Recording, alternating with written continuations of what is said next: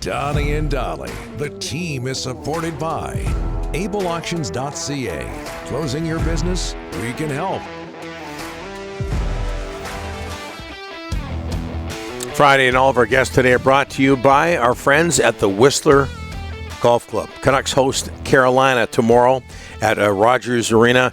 And joining us now, head coach of the Carolina Hurricanes, the pride of beautiful Campbell River, Rod Brind'Amour. Rod, thanks for doing this, sir. How are you? Hey, well, I'm doing well. Thanks for having me. No problem. Is it still special to come back? I know you've lived in Carolina for a while now, but is it special to come back to your home province? Definitely. It's, it's been a long time, but my actually, I'm going to go see my mom here quickly. She's from Campbell River, so we'll get time to visit, and so it's always nice to come back. Last night, Rod, 3-2 loss. Hate to bring it up. 3-2 loss to the Flames in Calgary. Your team's dropped 4 of 5, 14-11-1 overall. Just what can you tell us about the way your group has played so far this season? Yeah, not very well. We had some good stretches, actually. 10 games before that little stretch you mentioned, we were, I thought, right on track. Even the games we lost, we really outplayed our opponent, so it was kind of like, okay, you can live with those. These last couple games have been a little bit concerning, that's for sure. It's not typical of our group, and even last night we were up 2-0 going in the third and not even playing well, which was the concerning part, and then obviously kind of blew it. So, yeah, definitely in a bit of a tough stretch here, but, obviously you get a new game tomorrow, and you're going to have to be ready. Hey, Rod, brilliant career, almost 1,500 games played in the NHL, almost 1,200 points, and then you get into coaching. We'll talk about your success as a coach, but tell us how you went from player to being one of the top coaches in the NHL. Well, I don't feel like that right now, that's for sure. It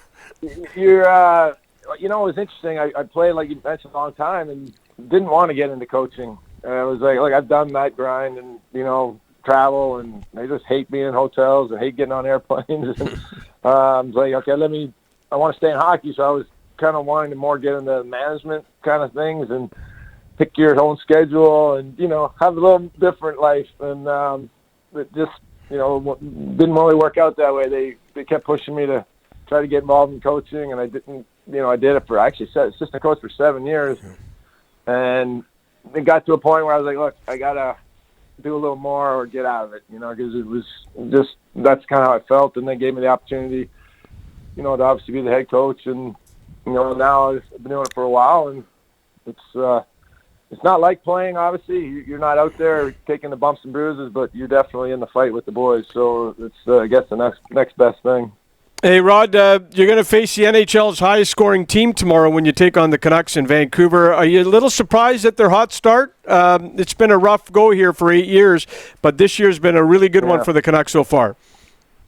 No, not really. I think they did a good job in bringing in talk. I think put right coach for those guys and add a little structure and a little more personality that he brings. I think that's what they needed, and so it's a perfect coach for them. And the talent's always been there. Like sitting from afar anyway, watching, play them a couple times a year, but you could definitely see how the group they had and what they have, and he's put it together nice. And the other thing that goes your way too, I think, is a snowball effect. Like once you kind of get rolling and you start believing it, it's just amazing what kind of goes on. So I think that's what's happened here. Talking with Rod Brind'Amour, the Carolina Hurricanes. Hey, Rod, you've been in Carolina, for close to a quarter of a century now as a player and then a coach. What is it that you like about living and working there? Yeah, good question. Yeah, I got there January of 2000, and I'm still here, and it's just a wonderful place to live. It's kind of, at the time, it was that kind of hidden gem where no one was talking about, and then now the secret's out of the bag. Everybody's moving down there, and it's starting to get a little crowded. But it's a great place to raise a family. Obviously, I've got 4 kids, and brought them up there, and then the hockey side of things was, when I first got there, it wasn't great. I'll be honest. No one knew what hockey was. I remember, I think the first game I was at, I felt like I was out of practice. I was like, is this NHL? Like, and now we're selling out every night, and I mean, it's probably one of the loudest buildings in the NHL. It's not the loudest, and it's just great to see that transformation over the 25 years from, putting hockey somewhere that didn't have hockey, and now it's, it's obviously a thriving market. So very, very great place to play and live. Hey, Rod, what's the minor hockey scene like in Carolina? Yeah. Well, there's the other thing that's really interesting because I've got 3 boys, but 2 that play hockey. I got 11-year-old too now, so he's right in it. And it's amazing to see that growth. So when I got to Carolina originally 25 years ago as a player, I used to pay $10 and go to the stick and pucks in the summer. I'd train, then go over, pay $10 because there'd be 3 people on the ice. And I'd be like, hey, can I just take this half the ice? No problem, and do it. And you can't do that now. The ice is so expensive, and there's 800 kids on the ice for stick and pucks. So it's like, the growth is immense. There's girls hockey there. It's pretty incredible, really, to see the amount of kids playing the sport, and that's obviously great to see. Hey, I got to ask you this, Rod, but in Edmonton Wednesday, in-game interview with Darren Pang, you let loose on your team. That clip got a lot of attention. Do you like doing those in-game interviews? No, especially when it's the way things were going that night, and then I wasn't prepared to do it. Like, I didn't even know I was doing it, so I was my mind was definitely in a different place. Maybe, I don't know. I don't even know what I said. I know it wasn't positive, but that's how I felt at the time. And sometimes I get in a little bit of trouble, but that's kind of how I just do things, keep it as real as I can and move on from that. Well, my complaint with those in-game interviews is that coaches usually don't say anything, but you said a whole lot, and like I say, it got a lot of attention. Hey, Rod, I got to ask you this. I like to talk about uniforms, but February 10th at home versus New Jersey, the Canes will wear the old Hartford Cooperalls.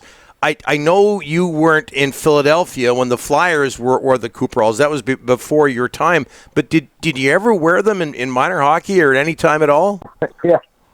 One year, I played minor hockey in Campbell River, but then I went to Notre Dame and played 3 years in Wilcox, Saskatchewan for the Hounds. And 1 year I wore red Cooperalls. Yep, that was when it was probably mid-'80s, right? That was when the Cooperalls were in high fashion. So I definitely had a pair. Hey, Rod, you played junior in the late 1980s. It's obviously different now. You got academies and everything else. But what kind of player is junior hockey getting ready for you and when you develop these guys at the NHL level?